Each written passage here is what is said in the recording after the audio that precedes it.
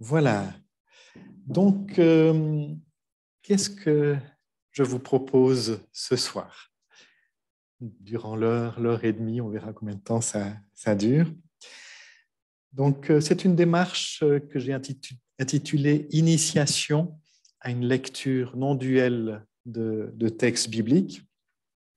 Elle part en fait d'une demande qu'on m'a souvent été faite, que de la difficulté d'approcher des textes bibliques avec peut-être une compréhension un petit peu différente de celle qu'on a héritée peut-être de notre enfance, d'un catéchisme peut-être très lointain. Et une démarche, donc une lecture telle que je vous la propose, ou j'essaye de vous la proposer en tout cas ici à la Maison Bleu Ciel. Mais là, l'idée au fond, c'est de mardi après mardi, d'essayer de vous transmettre quelque chose de cette lecture pour que vous puissiez devenir autonome, en fait. Hein. On verra si c'est possible. Mais donc, je vais un petit peu expliquer la démarche. Donc, il y aura une partie un peu didactique plutôt. Et puis, ensuite, ou en même temps, on va aussi la vivre en même temps, hein, à partir d'un texte. Aujourd'hui, c'est le texte de Jean 9, celui qu'on appelle la guérison de l'aveugle né ou l'aveugle de naissance. Et puis, forcément, les autres fois, ce sera avec un autre texte, mais qu'ainsi, au fur et à mesure, vous puissiez, vous, prendre n'importe quel autre texte et puis, au fond, appliquer la même démarche que celle qu'on va appliquer mardi après mardi. J'espère, en tout cas. Quelle est cette démarche? Eh bien, d'abord, c'est une démarche qui part d'un principe de base qui est que les récits bibliques peuvent être lus comme des évocations de processus intérieurs. C'est pour ça que j'ai appelé ça les histoires du dedans. Les histoires de la Bible peuvent être lues comme des histoires du dedans, qui décrivent notre intériorité et qui nous invitent à un chemin d'ouverture de la conscience. Donc, cette lecture, je vous la propose non pas comme un temps d'étude ou d'exégèse, mais plutôt comme un cheminement intérieur, comme une expérience, encore une fois, comme si on prenait un chemin avec ce texte et qu'il nous amène vers plus d'ouverture.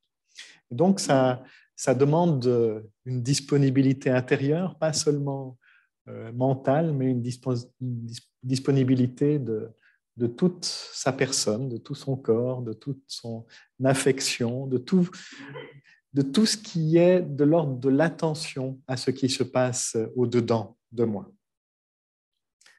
Donc, ce que je vous propose, donc, je vous ai mis le déroulement sur vos feuilles, c'est, après ce temps d'accueil, c'est de nous mettre en disponibilité par un petit temps de méditation, comme un temps d'observation où je suis juste maintenant. Et puis, comme je vous disais, je vais vous introduire à certains présupposés de cette lecture non duelle, en fait, de comment est-ce qu'on peut lire un texte de manière non duelle, comme un texte qui s'adresse au dedans. Et puis, en même temps que je vous l'explique, on va l'exercer, pas après pas, en entrant vraiment dans cette démarche. Et puis, je vous ferai une proposition donc d'interprétation de ce texte. Et puis ensuite, on prendra de nouveau un temps de silence, d'intériorisation, de voir qu'est-ce qui se passe au-dedans. Et après ça, on terminera par un temps d'échange, où là, ça m'intéresserait vraiment que vous me disiez, pendant le processus, pendant la lecture, voilà ce qui m'est apparu, voilà ce qui est arrivé, voilà mes lumières à moi. Et ce sera peut-être sur le même élément du texte, autre chose que ce que moi je vous aurais proposé, j'espère en tout cas. Ou peut-être la même chose aussi, mais voilà, si c'est autre chose, ça pourra que venir nous enrichir les uns les autres. Voilà, pour pour la proposition, qui sera la même en fait chaque mardi à peu près, évidemment avec un texte différent.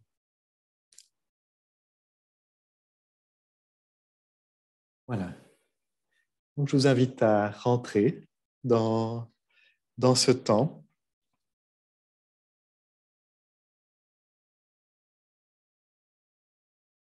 Entrer en rentrant au-dedans, justement, pour accueillir ce qui m'habite maintenant.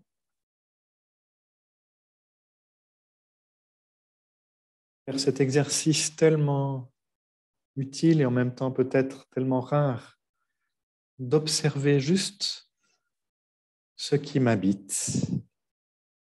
Quelle est ma météo intérieure? Ce qui est là maintenant.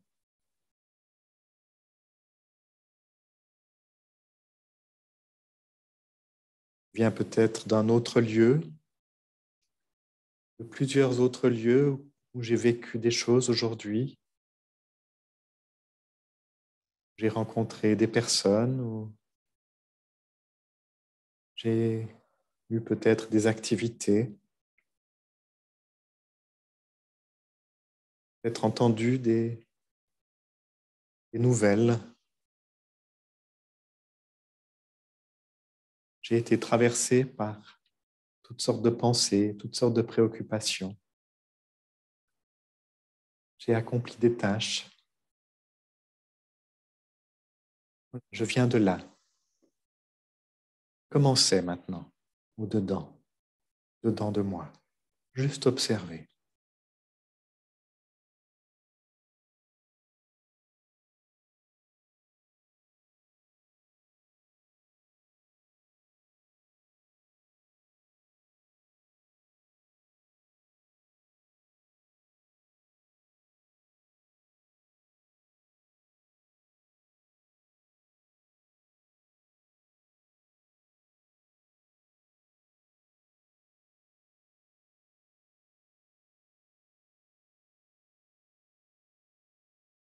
Je m'accueille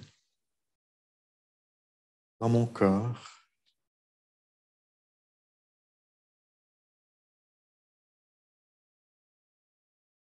Attention sur ma respiration.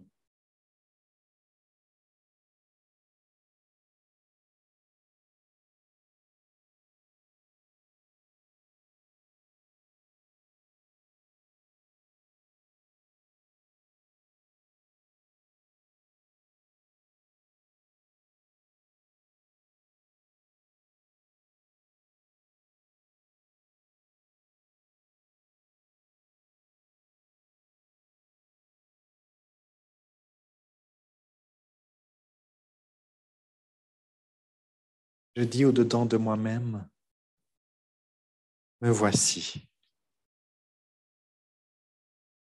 Je suis là.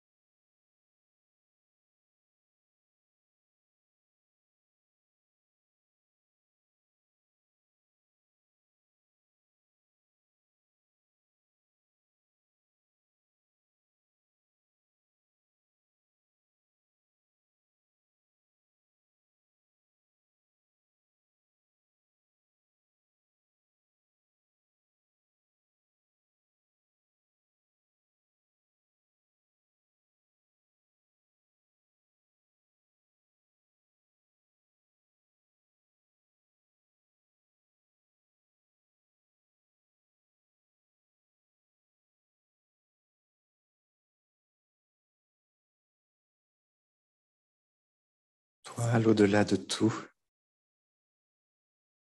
au-dedans de nous.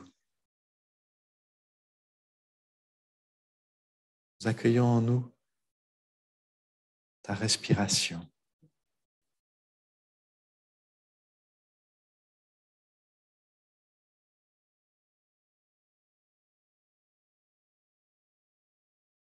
Tu nous inspires.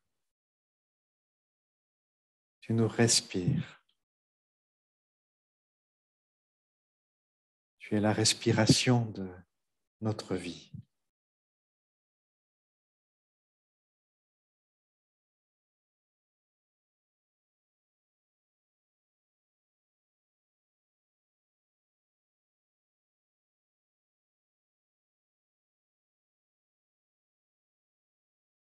Tu ouvres devant nous le large,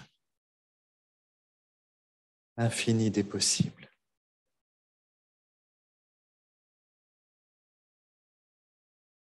Tu ouvres devant nous ta présence.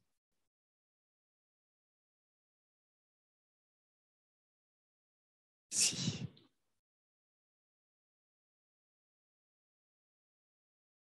Amen.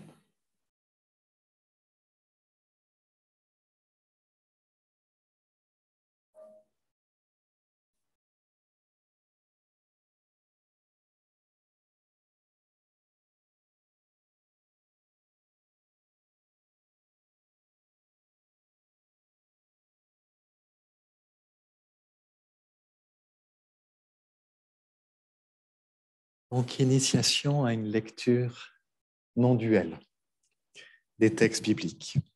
D'abord, quelques mots sur ce mot non duel, qui est peut-être pas évident pour tout le monde. J'ai envie de dire que la non-dualité, c'est d'abord une expérience. C'est l'expérience de l'ouverture du cœur, l'ouverture du regard à un espace qui contient toute chose. Donc, c'est une expérience de la non-séparation. Nous ne sommes pas séparés. Nous ne sommes pas séparés d'un tout qui est indivisible, au-delà du temps et de l'espace. C'est l'expérience, au fond, de notre véritable nature. C'est l'expérience de voir la réalité dans sa globalité et dans son unité, sans séparation entre toi et moi, entre le haut et le bas, entre le ciel et la terre, entre le visible et l'invisible, le sacré et le profane. Tout est un, parce que tout est fondé sur l'un de l'amour. Et c'est un amour qui vient en fait d'un au-delà de nous. Donc c'est vrai que dans la réalité quotidienne, nous faisons plutôt l'expérience de la dualité. C'est le sentiment d'être séparés les uns des autres et aussi de nous-mêmes. Le sentiment que nous sommes des entités, des identités différenciées. Et à force de nous construire, et c'est bon et c'est bien aussi de pouvoir se différencier les uns des autres, à force de construire une vision propre, une vision de sa vie, nous avons peut-être aussi oublié le chemin vers l'expérience de la non-dualité, de l'unité, comme si ça avait disparu de notre champ de vision. Comme si, au fond, l'expérience de l'unité, l'expérience de l'amour qui tient tout était devenue méconnaissable, ensevelie sous des couches et des couches de construction de notre identité personnelle. Et en fait, nous avons tout appris à mettre sous des étiquettes, à avoir un filtre mental en nommant toutes les choses, mais de manière différenciée, ce qui fait que nous avons oublié le un. Donc je crois que l'invitation de la non-dualité, c'est une invitation qui nous est faite par les évangiles, non pas pour annuler l'expérience de la dualité, non pas pour enlever toute séparation, mais pour les articuler ensemble, pour danser entre la dualité et la non-dualité, entre le multiple et le un. C'est au fond notre destin d'humain, à la fois d'être du ciel et de la terre, de la dualité et de la non-dualité. Voilà, ça c'est un peu une définition un peu générale. Si je la pose tout de suite, c'est que vous verrez qu'au fond, la lecture d'un texte biblique dans une perspective non duelle nous conduit vers ça, en fait. Et chaque texte, quel que soit le texte, en fait. On pourrait même dire que d'une certaine manière, c'est l'objet de tous les textes. C'est le sujet de tous les textes, c'est de nous conduire vers cette expérience de la danse entre la non-dualité et la dualité. Voilà, ça c'était pour l'explication de cet adjectif non-duel. Maintenant, je vais vous donner encore quelques présupposés supplémentaires qui vont nous aider à rentrer dans la lecture tout à l'heure, en fait, pour que vous compreniez pourquoi est-ce qu'on fait ça. Le premier présupposé, il y en a 5, vous les avez sur vos feuilles aussi, c'est la lecture symbolique, c'est-à-dire qu'au fond, les textes bibliques nous parlent à un niveau symbolique. Peut-être juste vous rappeler qu'est-ce que c'est qu'un symbole. C'est un élément qui renvoie à une autre réalité, comme si on mettait deux choses ensemble. Symbolon, c'est mettre ensemble. À l'inverse du diabolon, diabolos qui divise, qui sépare. Donc là, on est dans le symbole, dans une mise ensemble, en général, d'un objet très concret, avec une réalité souvent abstraite ou absente. Par exemple, un drapeau, il est bien concret, mais il fait référence à une réalité un peu abstraite, celle d'un État. Par exemple, quand vous voyez quelqu'un avec une robe et puis que ce n'est pas habituel, vous dites « Ah, ben oui, c'est un pasteur, par exemple, hein, ou c'est un juge. » Ou, voilà, ça fait référence à tout un univers, c'est le symbole. Lorsque vous voyez une épée, ben, vous sentez qu'il y a quelque chose de l'ordre du symbole du tranchant, de quelque chose qui apporte quelque chose de tranchant. Mais ça peut aussi être des personnes. Il y a des personnes qui sont des figures, des symboles d'autre chose, des symboles de générosité. Vous pourriez mettre des noms derrière, enfin, sur des personnes qui sont venues plus qu'elles-mêmes, qui sont devenues elles-mêmes des symboles. Voilà ce que c'est un symbole.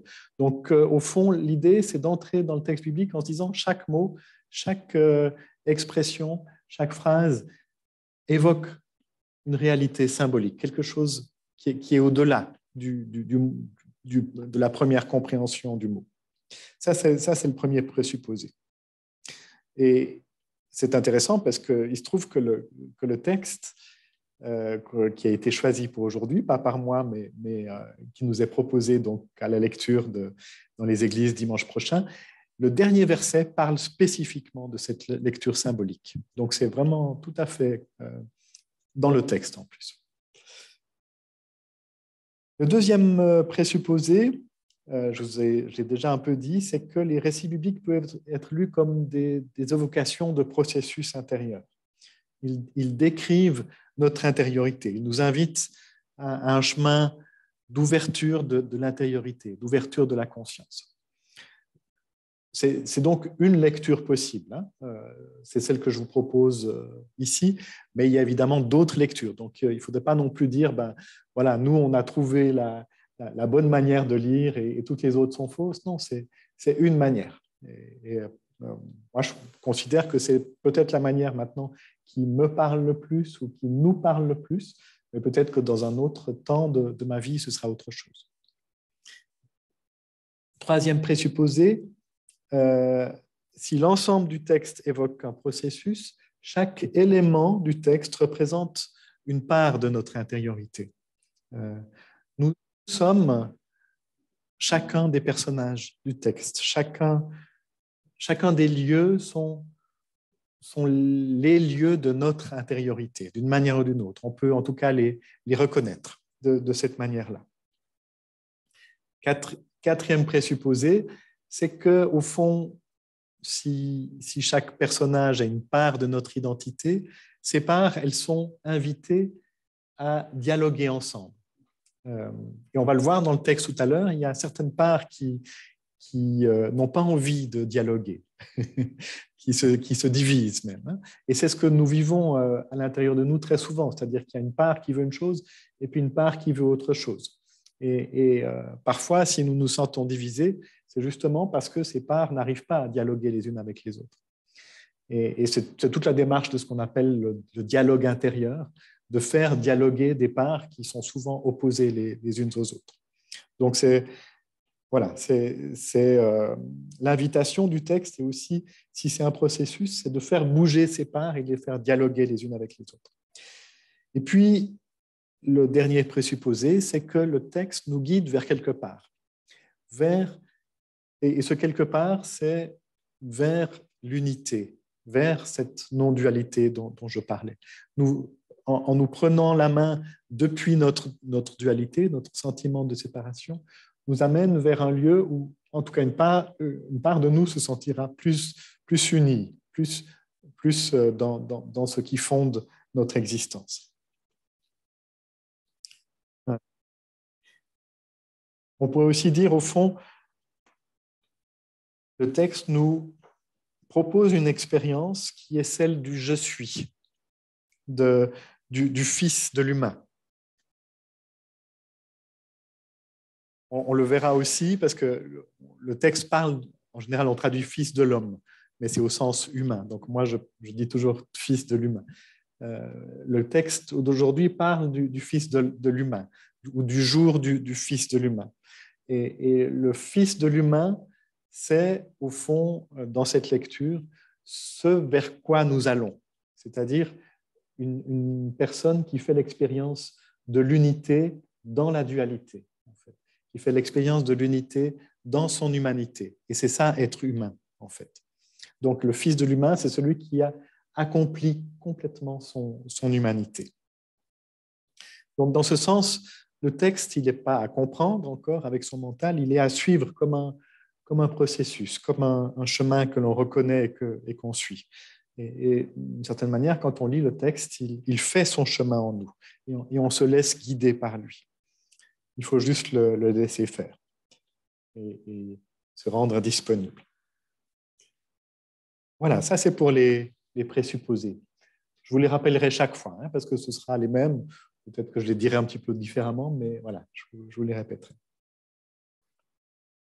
Donc maintenant, je vous propose d'entrer dans cette lecture de ce texte et de voir comment ça va fonctionner. Et puis pour y entrer, je vais vous proposer 5 étapes qui vont aller l'une après les autres et qui vont nous permettre d'entrer dans cette interprétation non duelle du texte. La première étape, c'est tout simplement prendre connaissance du texte, donc le lire, mais pas seulement le lire comme on le lit peut-être d'habitude sans trop d'attention, le lire et en même temps déjà observer ce qui se passe au-dedans de moi. Quels sont les mouvements intérieurs? Quelles sont mes réactions au niveau de mon mental, mais peut-être aussi au niveau de mon corps, au niveau de mes émotions?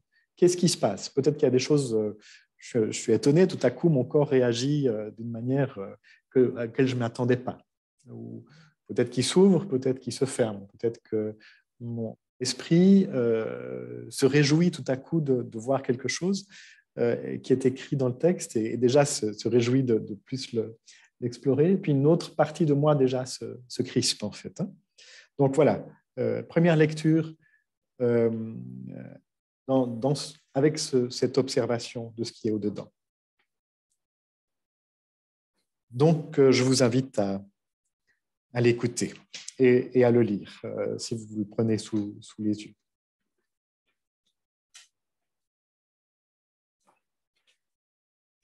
C'est un long texte, ce ne sera pas long chaque fois comme ça, mais je ne voyais pas comment je pouvais le raccourcir et c'est ce qui est proposé aussi à la lecture de dimanche prochain.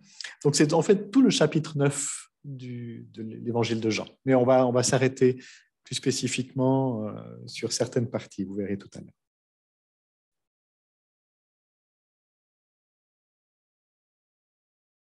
En chemin, Jésus vit un homme qui était aveugle depuis sa naissance. Ses disciples lui demandèrent, « Rabbi, est-ce à cause de son propre péché ou à cause du péché de ses parents qu'il est né aveugle ?» Jésus répondit, « Ni lui, ni ses parents n'ont péché, mais pour que l'œuvre de Dieu se manifeste en lui, et pendant qu'il fait jour, nous devons accomplir les œuvres de celui qu'il m'a envoyé. La nuit approche où personne ne peut travailler. Pendant que je suis dans le monde, je suis la lumière du monde. » Et ces mots, il cracha par terre et fit un peu de boue avec sa salive.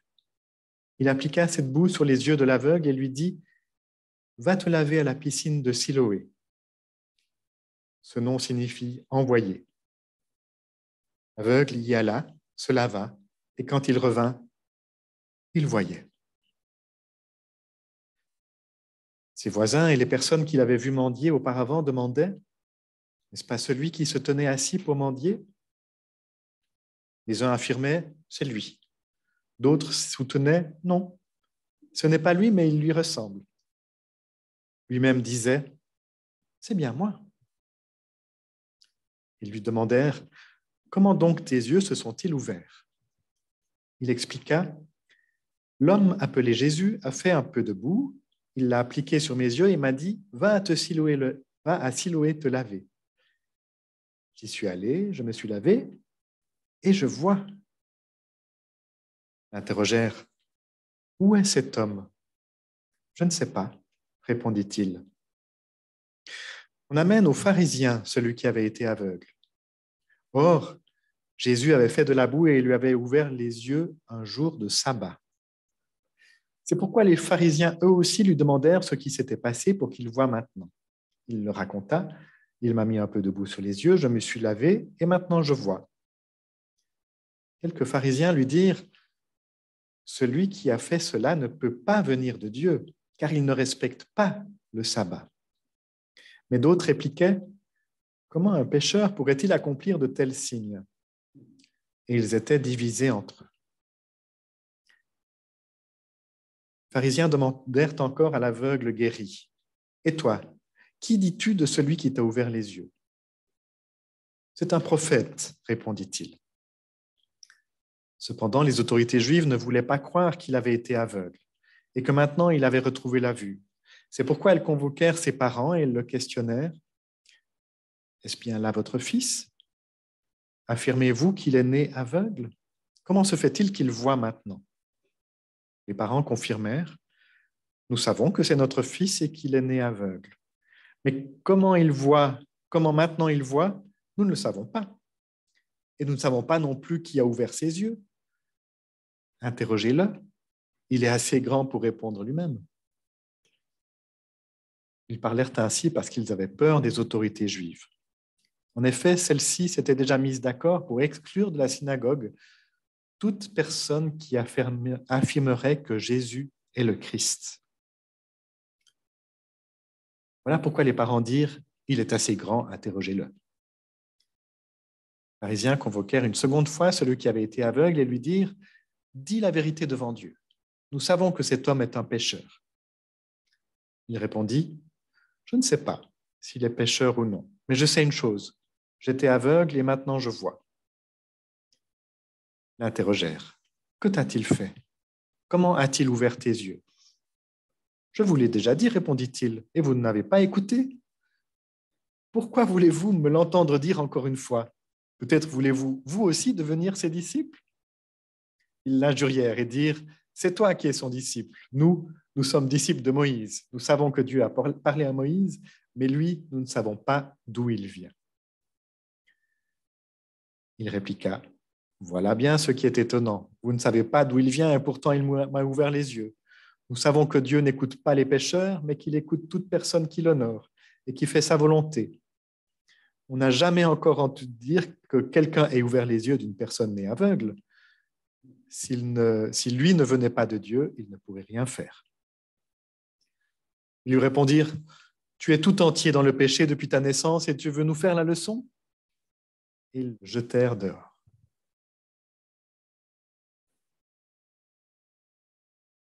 Jésus apprit qu'il l'avait chassé. Il alla à sa rencontre et lui demanda, « Es-tu ouvert au Fils de l'humain ?» « Qui est-il, Seigneur ?» répondit-il, « pour que je puisse m'ouvrir à lui ?» Jésus lui dit, « Eh bien, tu le vois. C'est lui qui te parle. »« Je suis ouvert à lui, Seigneur, » dit-il. Et il se prosterna devant Jésus. Jésus déclara alors, « Je suis venu dans ce monde pour qu'une révélation ait lieu, pour que les aveugles voient et que ceux qui voient deviennent aveugles. »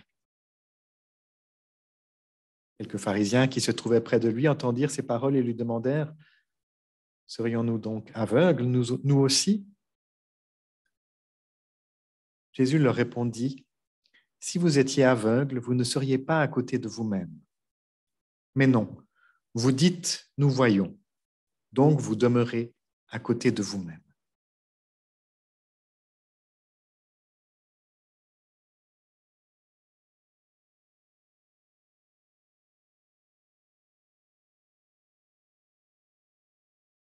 Voilà, peut-être juste noter au-dedans de vous, peut-être un mouvement, peut-être une émotion, peut-être réflexion déjà aussi, qui vous a traversé, sans doute beaucoup. Et juste observer cela. Comment c'est arrivé à votre conscience.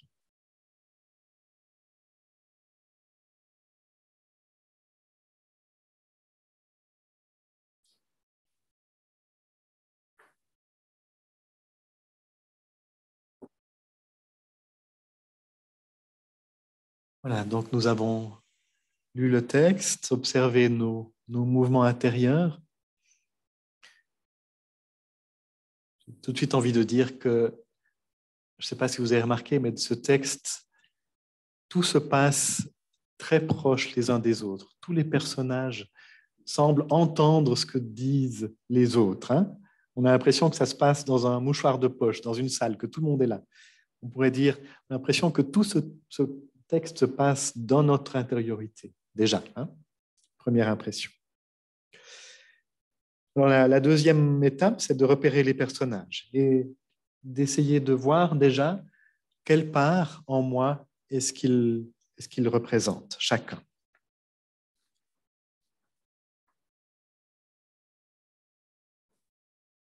Alors, le premier personnage qui apparaît dans le texte, eh bien, c'est Jésus qui est en chemin avec ses disciples.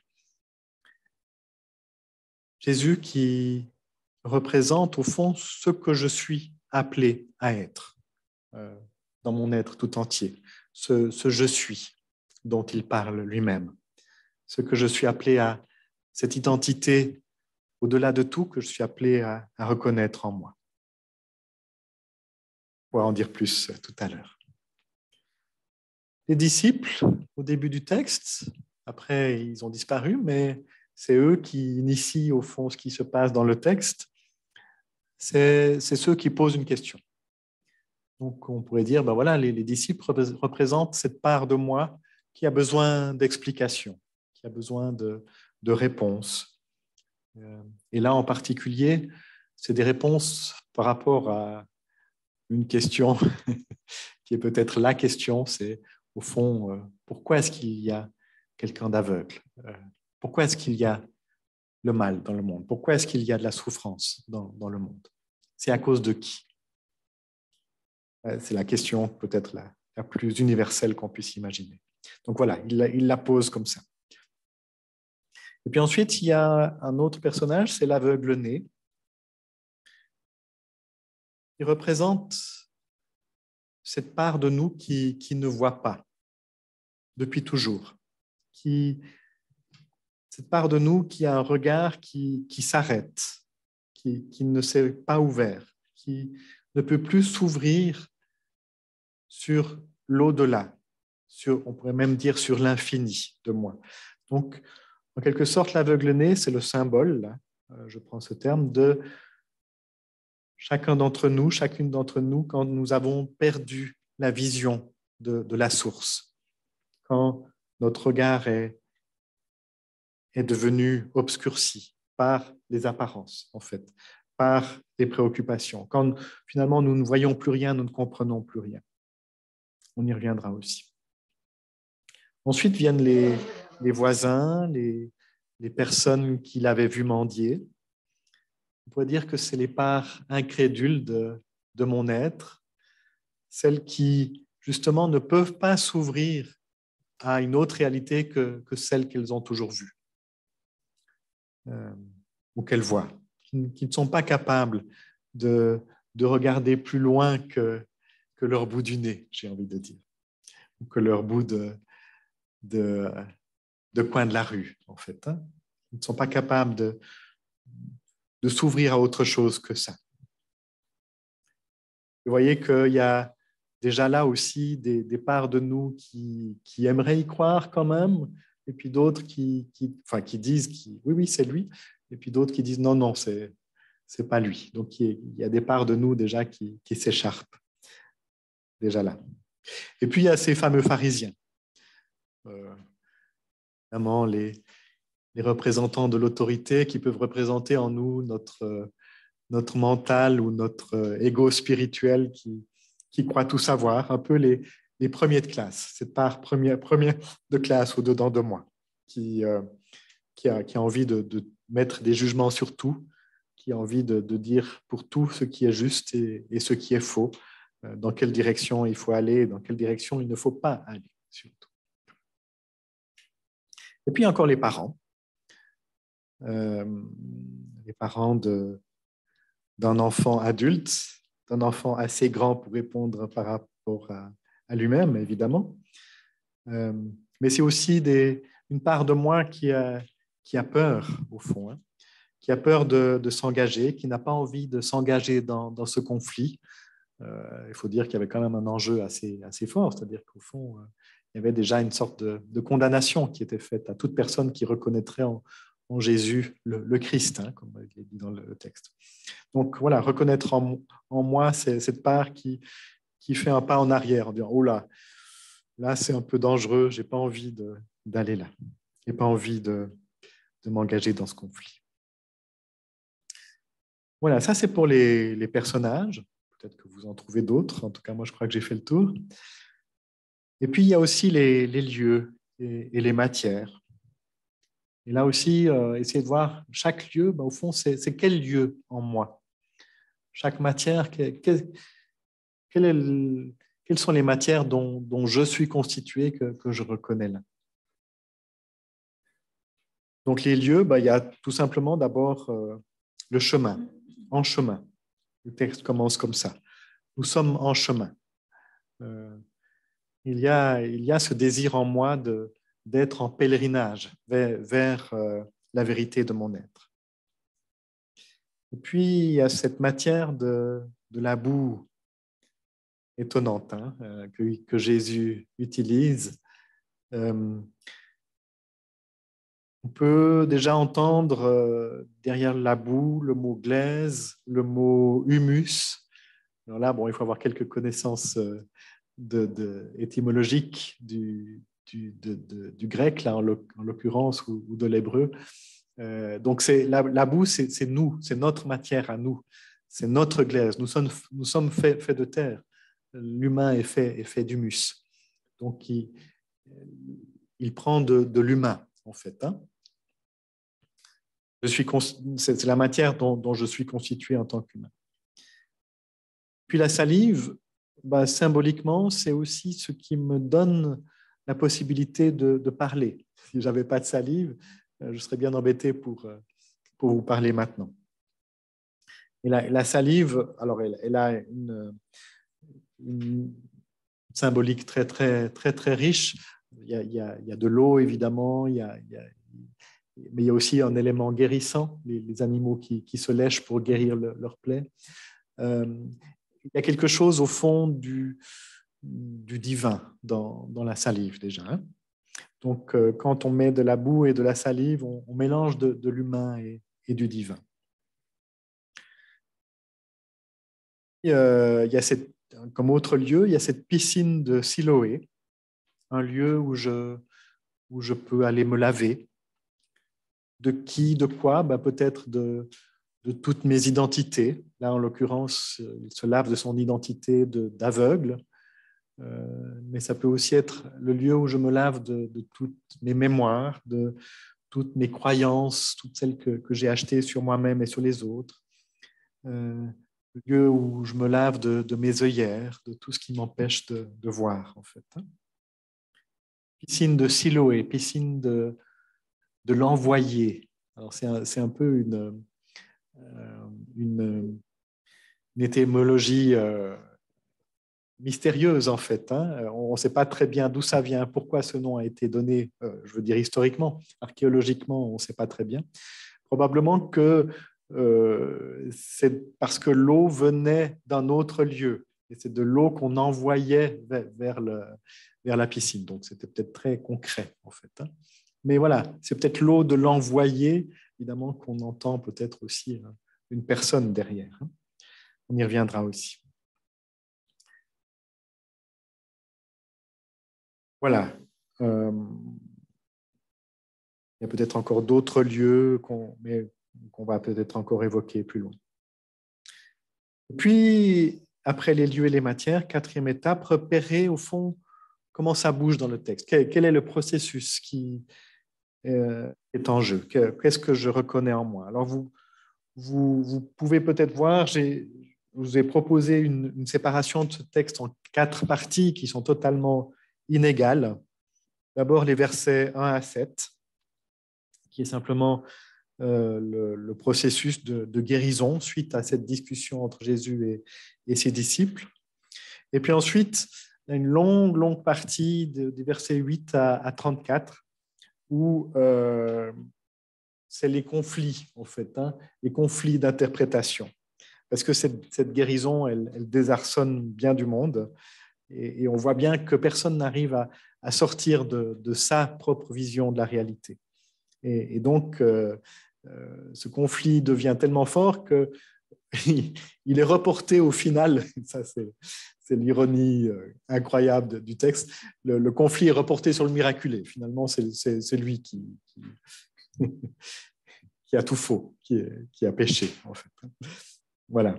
Je trouve très intéressant aussi de reconnaître ça comme un processus que nous faisons peut-être hein, très régulièrement, enfin assez souvent au l'intérieur de nous. Quand nous comprenons plus quelque chose, finalement, on reporte ça à l'extérieur de nous en disant mais c'est les autres qui ont fait faux. Et puis, le texte se termine par 2 petites parties, l'avant-dernière touchante, en fait, que je trouve, où l'aveugle, donc 35 à 39, l'aveugle qui est guéri, qui retrouve Jésus pour faire un dernier pas, qui est celui de s'ouvrir, de croire à Jésus, de croire au Fils de l'humain. Et puis, on revient sur une controverse entre Jésus, pour terminer, entre Jésus et les pharisiens, sur l'aveuglement, en fait. Et ça, c'est intéressant parce qu'au fond, c'est comme si ça venait donner la clé du texte, en fait. Hein. Comme si les pharisiens eux-mêmes disent, oui, tout ça, il faut le comprendre de manière symbolique, en fait. Hein. Et c'est ce que je vous disais tout à l'heure, au fond. Ça finit par cela. Cet aveuglement, il est symbolique. Voilà. Avec ça, donc ce que j'ai essayé de vous montrer, c'est qu'avec ces repères successifs des personnages, des lieux, des matières, des mouvements, de leur évolution, vous avez déjà, au fond, tout mis sur la table. Et maintenant, il ne reste plus qu'à jouer avec ça. Il ne reste plus qu'à travailler avec ça, en fait, à jongler un peu avec les mots. Et puis à faire une interprétation globale de ce texte, pour que ce texte puisse vraiment devenir chemin, expérience. Donc, c'est ce que je vous propose de faire maintenant, devant vous. Donc, je vais reprendre un certain nombre de choses que j'ai déjà dites, mais pour faire entrer dans ce processus intérieur. Donc, on reprend le texte au début. Donc, on part d'une question sur le mal, sur la souffrance, en fait. La question des disciples à Jésus. Pourquoi est-ce qu'il y a de la souffrance dans le monde? Et il donne tout de suite les explications les plus habituelles que nous avons tous. Donc, on reconnaît au fond là le processus que nous faisons pour essayer d'expliquer le mal dans le monde. Il y a une première explication, est-ce que c'est lui? C'est lui qui a péché, c'est lui qui est le fautif. Donc, on va dire, puisqu'il est de naissance, on est obligé de se dire, mais qu'est-ce qu'il a fait avant sa naissance? Donc là, on est presque dans les vies intérieures, dans le karma. Qu'est-ce qu'il a pu bien faire avant sa naissance pour mériter cela, en fait? Voilà, on cherche la cause, on cherche qui est le coupable. Est-ce que c'est sa faute à lui? Bien, est-ce que c'est ses parents? C'est-à-dire, au fond, est-ce que c'est quelque chose de son environnement, de sa génétique, du comportement de ceux qui sont autour de lui? Voilà, c'est une autre possibilité. Et c'est aussi ce que nous faisons souvent. Ben oui, si je suis comme ça, c'est pas de ma faute, c'est parce que mes parents, ceux qui sont autour de moi ont provoqué cela. Et on voit ça, en fait, enfin, vous connaissez ce besoin que nous avons de chercher le responsable, de chercher le fautif, en fait. Directement après un accident, c'est qui? C'est qui a fait l'erreur? La réponse de Jésus, qui est très simple. Ni l'un ni l'autre. En fait, arrêtez. Arrêtez de chercher le fautif. Arrêtez de chercher la cause. Ça vous amène à rien. Vous perdez votre temps à faire cela. Parce que, au fond, la cause, elle est infinie. Si c'est les parents qui sont fautifs, ben, pourquoi est-ce que c'est les parents qui sont fautifs? C'est à cause peut-être des grands-parents. Et si c'est les grands-parents, c'est peut-être les arrière-grands-parents. Donc, on va remonter comme ça jusqu'au début, mais ça apporte quoi, finalement? Rien. Donc, arrêtez, ni l'un ni l'autre. Ne perdez pas votre temps. L'origine du mal, finalement, elle nous échappe. Et c'est pas ça le problème, en fait. Parce que sinon, on pourrait même se demander pourquoi est-ce qu'on existe, finalement, sur cette terre? Pourquoi est-ce qu'on est humain? Pourquoi est-ce qu'il y a une existence plutôt que rien? Et donc, ce qu'il va leur proposer, Jésus, c'est de devenir responsable. Qu'est-ce que je peux faire? Ma souffrance est là, mon infirmité est là. Qu'est-ce que je fais de ma souffrance? C'est ça la seule question, au fond. Qu'est-ce que j'en fais? Quand dans un processus de psychothérapie, par exemple, je réalise un certain nombre de choses sur ma vie, des traumatismes que j'ai vécus, c'est une chose. Mais ensuite, qu'est-ce que j'en fais? Comment est-ce que je me fâche? Est-ce que je cherche encore un coupable ou bien est-ce que j'en prends la responsabilité? Donc, Jésus dit, ce sera l'occasion de manifester l'œuvre de Dieu. On pourrait dire l'occasion de manifester la puissance du je suis, de révéler au fond que nous ne sommes pas que ce que nous pensons être. Nous ne sommes pas que notre maladie, nous ne sommes pas que notre infirmité. Ça va être une occasion de révéler au fond ce qui est le plus important dans notre vie, c'est-à-dire de notre identité infinie, en fait.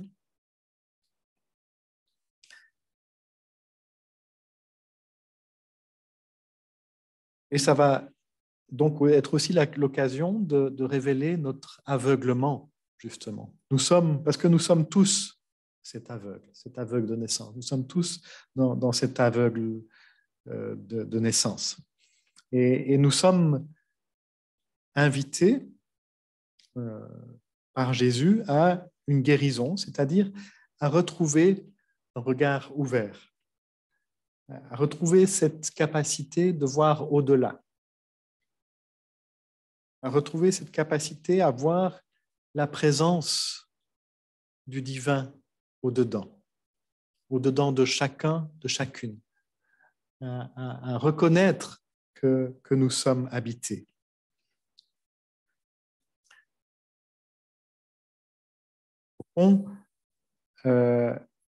Nous sommes appelés à voir l'invisible, à voir quelque chose qui est au-delà de ce qu'on voit d'habitude, à voir de l'inobservable, de l'invisible, à ouvrir nos yeux à cet infini.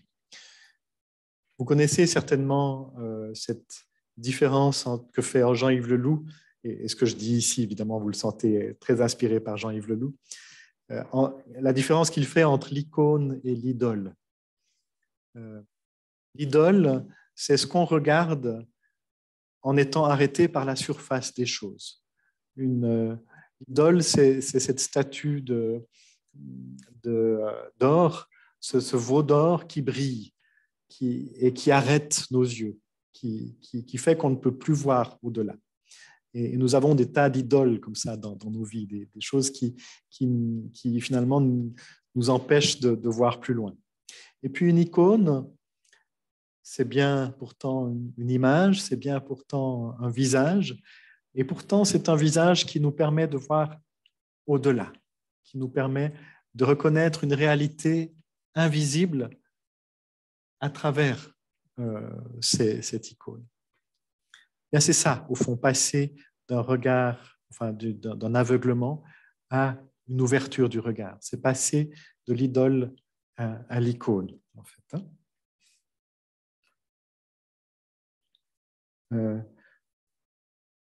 Voir la lumière là où on ne la voyait pas. Voir, au fond, le mystère de la présence là où on ne voyait rien jusque-là. Donc, c'est s'ouvrir au monde des présences, on pourrait dire cela comme ça aussi. Hein. S'ouvrir au monde de la vie. Donc, vous voyez que c'est vraiment une conversion du regard auquel nous sommes invités par ce texte-là. C'est passer du « je ne vois que ce que je vois » à « je vois » 3 petits points, en fait. Hein. Je vois quelque chose qui ne se voit pas.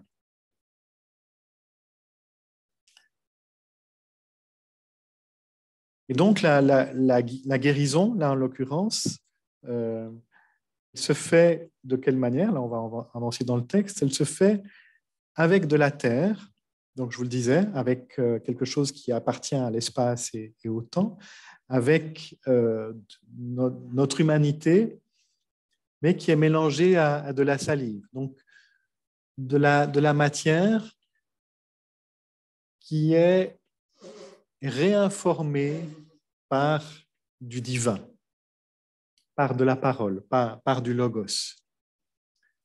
Donc, c'est au fond comme si Jésus mettait ce que nous sommes appelés à être sur les yeux de cet aveugle, pour que ce regard devienne pas seulement un regard vers la matière, mais un regard vers l'infini, en fait.